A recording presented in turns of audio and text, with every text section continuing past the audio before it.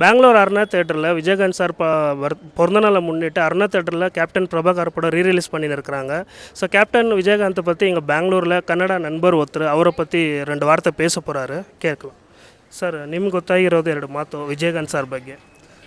ನಾನು ಅವ್ರ ಪಿಕ್ಚರ್ಗಳನ್ನ ತುಂಬ ಜಾಸ್ತಿ ನೋಡಿದ್ದೀನಿ.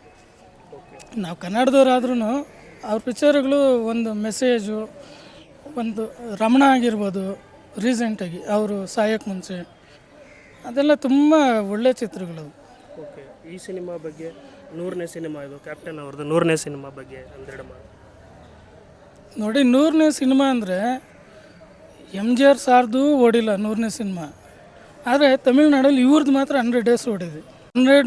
100ನೇ ಸಿನಿಮಾ ಯಾರ್ದು ಓಡಿಲ್ಲ, ಇವ್ರದ್ದು ಮಾತ್ರ ಓಡೈತೆ. ಅಂದರೆ ಸಿನಿಮಾ ಹಂಗಿದೆ, ಕತೆ ಹಂಗಿದೆ. ಒಳ್ಳೆ ಸಿನಿಮಾ.